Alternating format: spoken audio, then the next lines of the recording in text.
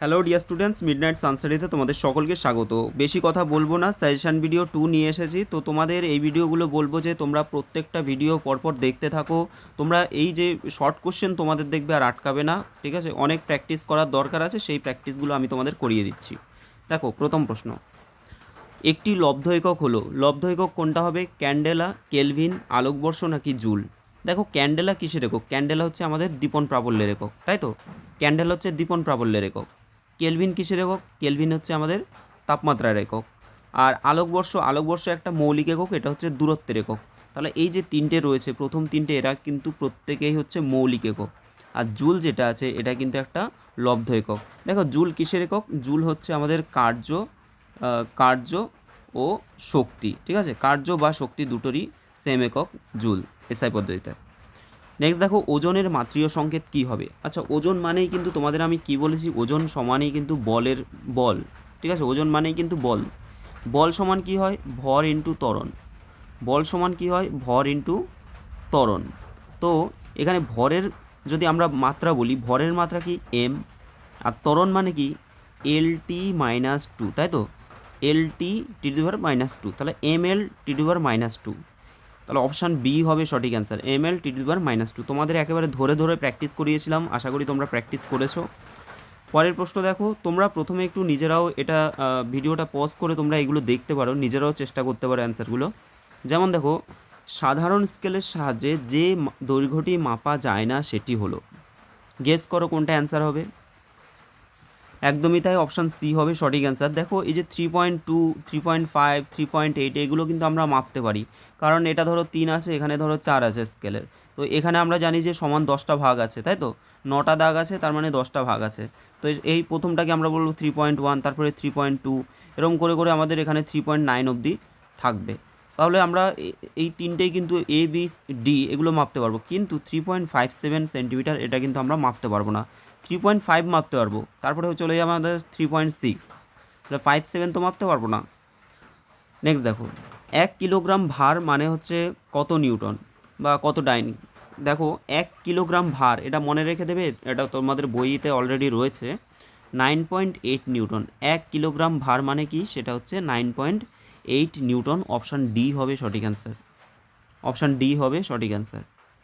পরের প্রশ্ন দেখো, কত বল প্রয়োগ করলে 10 গ্রাম ভরের কোনো বস্তুর 6 সেন্টিমিটার/সেকেন্ড স্কোয়ার ত্বরণ সৃষ্টি হয়? কত বল প্রয়োগ করলে? তো বল সমান কি জানি আমরা? বল সমান হচ্ছে ভর ইন্টু ত্বরণ, তাই তো? ভর ইন্টু ত্বরণ। এখন ভর কত দেওয়া আছে? ভর আছে দেখো 10 গ্রাম, ভর আছে 10 গ্রাম, আর ত্বরণ আছে 6 সেন্টিমিটার/সেকেন্ড স্কোয়ার, ঠিক আছে? তাহলে গ্রাম হচ্ছে আর হচ্ছে সেন্টিমিটার/সেকেন্ড স্কোয়ার আসছে, এই দুটো জিনিস আসছে, তাই তো? তাহলে 6×10=60। এবার দেখো, এই যে গ্রাম সেন্টিমিটার/সেকেন্ড স্কোয়ার, এটা কি? এটা হচ্ছে অবশ্যই বলের একক, এবং সেটা কি? সেটা হচ্ছে ডাইন, 60 ডাইন, ঠিক আছে? 1 গ্রাম সেন্টিমিটার/সেকেন্ড স্কোয়ার মানেই কিন্তু 1 ডাইনের সমান। তো এখানে অপশান দেখো, এই যে একটা দিয়েছে 60 ডাইন, আরেকটা হচ্ছে 60 নিউটন। তো তোমরা দেখছো যে গ্রাম এবং সেন্টিমিটার/সেকেন্ড স্কোয়ার দুটোতেই সিজিএসে আছে, তাহলে এটা অ্যান্সার অবশ্যই সিজিএসেই হবে, ঠিক আছে? সিজিএস পদ্ধতিতেই হবে। অপশান বি হবে সঠিক অ্যান্সার। নেক্সট দেখো, ফসফরাস আর সালফারের ক্ষেত্রে আমাদের দুটোরই দেখো ভর সংখ্যা ওপরে দুটোরই সমান আছে 31 করে, নিচে পারমাণবিক সংখ্যা তো আলাদা হবে, 15, এটা 16। তাহলে এদেরকে আমরা কি বলবো? আইসোটোপ, আইসোবার, আইসোটোন, নাকি কোনোটি নয়? যখন ভর সংখ্যা সমান হবে, দেখো এখানে ভর সংখ্যা, এটারও ভর সংখ্যা, দুটোরই ভর সংখ্যা সমান।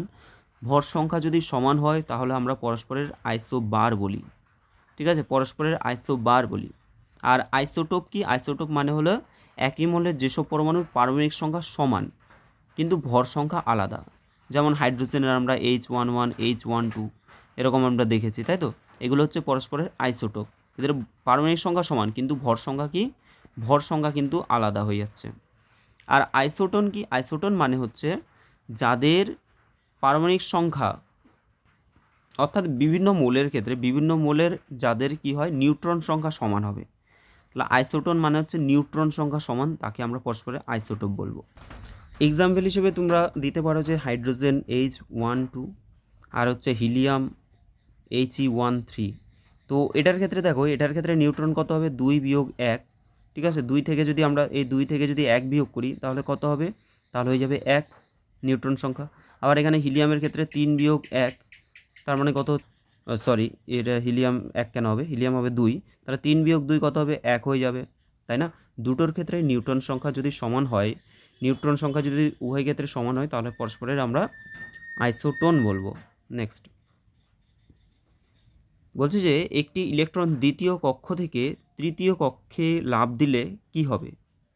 দ্বিতীয় কক্ষপথ থেকে যদি তৃতীয় কক্ষপথে সে যেতে চায় তাহলে শক্তি বিকিরণ হবে, শক্তি শোষণ হবে, শক্তি অপরিবর্তিত থাকবে, নাকি এই ধরনের লাভ দেওয়া সম্ভব নয়? দেখো এখানে ইলেকট্রন কি করছে, দ্বিতীয় কক্ষ থেকে তৃতীয় কক্ষে যাচ্ছে, বাইরের কক্ষে যাচ্ছে, তাই তো? তাহলে এক্ষেত্রে শক্তির শোষণ হবে। কেন শোষণ হবে? কারণ যদি আমরা দেখি যে নিউক্লিয়াস থেকে দূরের কক্ষপথে যাওয়ার জন্য ইলেকট্রনের কিন্তু বাড়তি শক্তির প্রয়োজন, ঠিক আছে? ইলেকট্রন যদি ধরো এই কক্ষ থেকে তার পরের কক্ষে যাচ্ছে, তাহলে এখান থেকে যদি পরের কক্ষপথে যেতে চায় তাহলে তার বাড়তি শক্তির প্রয়োজন হয়, এবং সেই শক্তিটা সে বাইরে থেকে কিন্তু গ্রহণ করে। তার মানে কি, শক্তি তাকে শোষণ করতে হবে, শক্তি সে শোষণ করবে। তাহলে অ্যান্সার অপশান বি হবে সঠিক অ্যান্সার, ঠিক আছে? অপশান বি হবে সঠিক অ্যান্সার। নেক্সট দেখো, স্থির অবস্থায় কোন ক্ষেত্রে ইলেকট্রন বিন্যাস একই থাকবে? এই যে 4টে অপশান দেওয়া আছে, কোনটার ইলেকট্রন বিন্যাস একই থাকবে? এখন সোডিয়াম আর পটাশিয়াম এদের তো ইলেকট্রন সংখ্যা আলাদা, দুটোরই পারমাণবিক সংখ্যা আলাদা, মানে ইলেকট্রন সংখ্যা আলাদা। এবার দেখো দুটোই যদি প্লাস হয় না, এরা কখনোই দুটো প্লাস দুটো মাইনাস হলে কখনোই সেম ইলেকট্রন হতে পারে না, ঠিক আছে? কারণ কি, প্লাস হওয়া মানে সে একটা ইলেকট্রন কম নিচ্ছে, অর্থাৎ তার থেকে একটা ইলেকট্রন বেরিয়ে যাচ্ছে, হিলিয়ামেরও একটা ইলেকট্রন বেরিয়ে যাচ্ছে। তাহলে এই যখন যদি দুটোই প্লাস থাকে, দুটোই যদি সেম মৌল থাকে, তাহলে এগুলো তোমরা দেখবেই না, মানে যদি এই ধরনের প্রশ্ন থাকে। এই অপশানটা আমরা যদি নিই, দেখো ফ্লুরিনের মাইনাস বলছে, ফ্লুরিনের মাইনাস মানে কি, ফ্লুরিনের এমনি ইলেকট্রন বিন্যাস কত, মানে পারমাণবিক সংখ্যা 9। এবার 9 যদি হয়, কিন্তু মাইনাস মানে কি, একটা সে ইলেকট্রন গ্রহণ করছে, ইলেকট্রন গ্রহণ করলে সে মাইনাসে পরিণত হবে, অর্থাৎ তার ইলেকট্রন সংখ্যা হয়ে যাচ্ছে 10। আবার সোডিয়ামের আমরা জানি 11 আছে, সোডিয়ামের 11 আছে। এখন যদি তার এখানে যদি প্লাস দেওয়া হয়, তার মানে সে একটা ইলেকট্রন বর্জন করবে, ঠিক আছে? প্লাস মানে হচ্ছে ইলেকট্রন বর্জন করলে সে প্লাসে তৈরি হবে, প্লাসে পরিণত হবে। তাহলে 11 থেকে 10 1 বিয়োগ করলে হবে 10। তো সেক্ষেত্রে আমাদের কিন্তু বলছে স্থির অবস্থায় কোন ক্ষেত্রে ইলেকট্রন বিন্যাস একই হবে, অর্থাৎ এই যে অপশান সি, এদের দুজনের কিন্তু ইলেকট্রন বিন্যাস একই হবে। এবার দেখো তোমাদের 1 নম্বরে 8টা প্রশ্ন মানে রয়েছে, সেই 8টা প্রশ্ন নিয়ে আলোচনা করেছি, আরও এক্সট্রা প্রশ্নও ছিল, 8 নম্বর ছিল, আর এখানে হচ্ছে 7 নম্বর, টোটাল 15 নম্বরের কোশ্চেন। প্রথম প্রশ্ন, একটি এককবিহীন রাশির উদাহরণ দাও। তো এককবিহীন রাশি আমরা অনেক জানি, যেমন আপেক্ষিক গুরুত্ব, তারপরে আমরা পড়েছিলাম বিকৃতি, পারমাণবিক গুরুত্ব, ঠিক আছে? এরকম অনেকগুলো এক্সাম্পল আমরা পড়েছি। নেক্সট দেখো, সিজিএস পদ্ধতিতে জলের ঘনত্ব যদি 1 গ্রাম পার সেন্টিমিটার কিউব হয়, তাহলে এসআই পদ্ধতিতে কত হবে? তোমরা অলরেডি জানো অনেকে, তাও আমি বলে দিচ্ছি, ঘনত্ব সমান কি হয়, ভর বাই আয়তন, তাই তো? ভর বাই আয়তন। আচ্ছা, দরকার নেই, আমার 1 গ্রাম আছে আর হচ্ছে সেন্টিমিটার কিউব। এখন এই যে 1 গ্রাম আছে, গ্রামটাকে আমরা যদি কেজিতে নিতে চাই, কি করতে হবে? তাহলে গ্রামকে যদি কেজিতে নিতে চাই, তাহলে 1000 দিয়ে আমাদের ভাগ করতে হবে, তাই না? 1000 দিয়ে আমি ভাগ করতে পারি, তাহলে ভাগ করতে গেলে মানে এটা উল্টে যাচ্ছে, মানে নিচের দিকে আমাদের ওপরে এটাকে কী বলি, লব, তো তাহলে আমাদের হরে আমাদের 10 কিউব লিখব, মানে 1000 লিখব। এবার দেখো এই যে সেন্টিমিটার কিউব আছে, তো আমরা যদি মিটার থেকে যদি মিটারে নিতে চাই, তাহলে কি করতে হবে? সেন্টিমিটার থেকে মিটারে নিলে 100 দিয়ে গুণ। এবার কিউব মানে কি, তার কিউব মানে হচ্ছে 100 গুণ 100 গুণ 100, 100 গুণ 100 গুণ 100 মানে কি 10⁶, ঠিক আছে? 10⁶, অর্থাৎ আমাদের 10⁶ দিয়ে ভাগ করতে হবে, তার মানে উল্টো দিকে লিখতে হবে, এখানে লিখতে হবে 10⁶। তো এটাকে তোমরা কাটাকুটি করো, কত হবে? 10⁵, অর্থাৎ 1000। 1000 এটা সেলফ তোমরা মনে রেখে দেবে যে এসআই পদ্ধতিতে ঘনত্বের একক কী হবে, 1000 kg per metre cube, 1000 kg per metre cube, ঠিক আছে? ক্রিয়া ও প্রতিক্রিয়া পরস্পরকে ড্যাশ করতে পারে না, পরস্পরকে কি করতে পারে না। দেখো প্রথমত ক্রিয়া আর প্রতিক্রিয়া আমরা জানি যে একই বস্তুর উপর ক্রিয়া করে না, ঠিক আছে, আর এরা একে অপরকে কিন্তু প্রশমিত করতে পারে না বলতে পারি আমরা, বা ব্যালেন্স করতে পারে না, বা ভারসাম্য করতে পারে না, ঠিক আছে। পরস্পরকে কিন্তু ব্যালেন্স বা ভারসাম্য বলতে পারি, বা প্রশমিত করতে পারে না বলতে পারি, প্রশমিত করতে পারে না,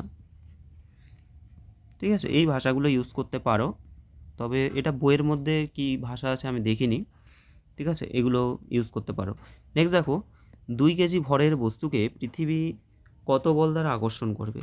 তাহলে কত বল দ্বারা, আমরা জানি যে পৃথিবী যে বল দ্বারা আকর্ষণ করে সেটাকে আমরা বলি যে ওজন, তাই না। তো ডব্লিউ সমান কী হয়, mg। ওজন সমান কী হবে, ভর ইন্টু অভিকর্ষীয় ত্বরণ। ভরের মান কত, 2 কেজি। অভিকর্ষীয় ত্বরণের মান আমরা জানি 9.88, অর্থাৎ এটা হবে 8 দুগুণে 16 হচ্ছে, হাতে আছে 1, 9 দুগুণে 18, 19.6 নিউটন। অবশ্যই ইউনিটটা তোমরা লিখবে, বলের একক নিউটন, ঠিক আছে, 19.6 নিউটন।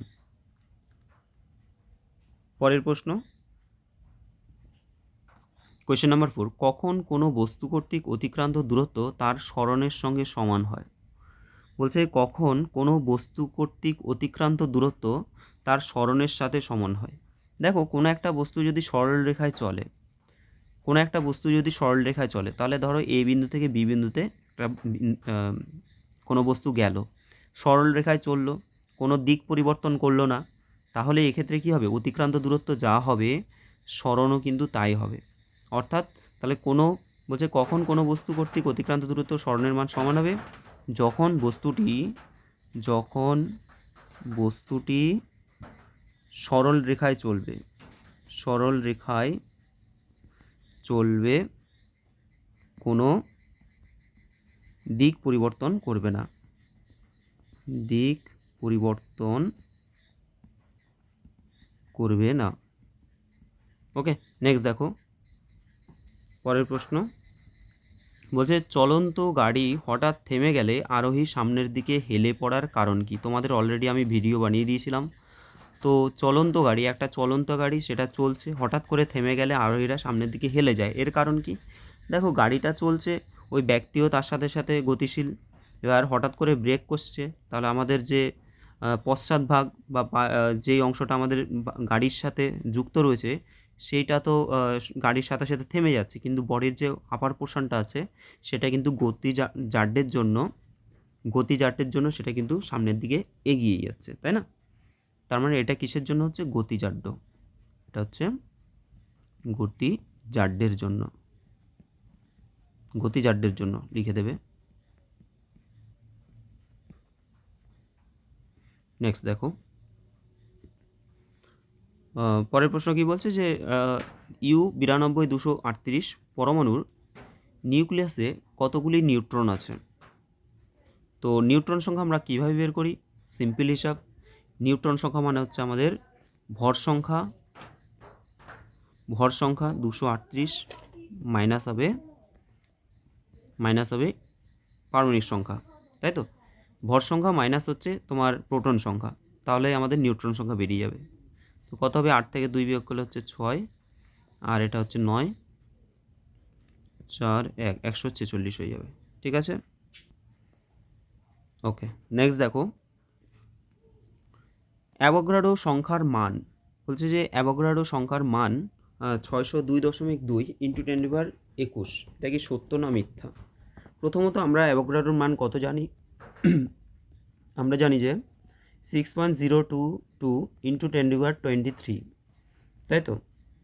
তো এখন দেখো, এখন ওরা যেভাবে মানটাকে রেখেছে, ধরো আমি এখান থেকে 100 নিয়ে নিলাম, ঠিক আছে, এখান থেকে আমি 100টা নিয়ে নিচ্ছি, 100 নিয়ে নেওয়া মানে দুটো শূন্য আলাদা করে নিয়ে নিলাম, তাহলে পড়ে থাকছে কত, 10^21 পড়ে থাকলো। এখানে যেমন 21 করেছে, আমরা এখানে 21 করে দিলাম।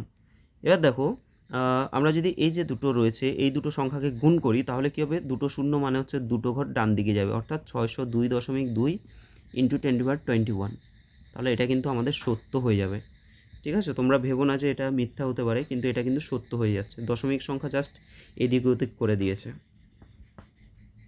নেক্সট দেখো লাস্ট কোশ্চেন মনে হচ্ছে, এখানে কি আছে যে কোনো মৌলের দুটি আইসোটোপে কোন কণার সংখ্যা পৃথক হয়।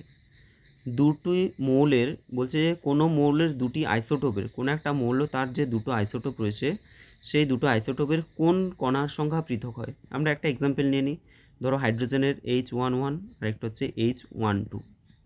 তো এখানে যদি আমরা দেখি প্রথমত এদের যে প্রোটন সংখ্যা, একটা মৌলের মধ্যে কি কি মানে পরমাণুর মধ্যে কি কি থাকছে, electron proton neutron, electron proton আর হচ্ছে নিউট্রন, তাই তো। তো দেখো এই যে দুটো মৌল এরা পরস্পরের আইসোটোপ আমরা বলছি। এখন দুটোর মধ্যে কি হচ্ছে, এই যে পারমাণবিক সংখ্যা দুটোরই সমান। পারমাণবিক সংখ্যা মানে হচ্ছে প্রোটন সংখ্যা, দুটোর প্রোটন সংখ্যা সমান আছে। আবার প্রোটন সংখ্যা যা হয় ইলেকট্রন সংখ্যাও তাই থাকে, তাহলে ইলেকট্রন সংখ্যাও দুটোর সমান। আর ভর সংখ্যা আলাদা মানে হচ্ছে কি, প্রোটন যেহেতু নিউট্রন সংখ্যা আলাদা হওয়ার জন্যই কিন্তু ভর সংখ্যা আলাদা হয়। ভর সংখ্যাটা কেন আলাদা হয়, নিউট্রন সংখ্যা আলাদা হওয়ার জন্য, মনে রাখবে এটা। তার মানে কি কোনো মৌলে দুটি আইসোটোপে কোন কণার সংখ্যা পৃথক হয়, অ্যান্সার হবে নিউট্রন কণার সংখ্যা পৃথক হয়, অ্যান্সার হবে নিউট্রন। ঠিক আছে, অপশান বলছি নিউট্রন অ্যান্সার হয়ে যাবে। তো তোমাদের ভিডিওটা কেমন লেগেছে অবশ্যই তোমরা কমেন্ট করবে। যদি ভালো লাগে ভিডিওতে একটা লাইক করে দিও। ঠিক আছে, বন্ধুদের সাথে ভিডিওগুলো শেয়ার করে দিও। যারা যারা চ্যানেলটা সাবস্ক্রাইব করে নিও। আর সাজেশন ভিডিও এভাবেই তোমাদের কিন্তু চলতে থাকবে। চলো আজকের জন্য এখানে দেখা হচ্ছে পরের ভিডিওতে।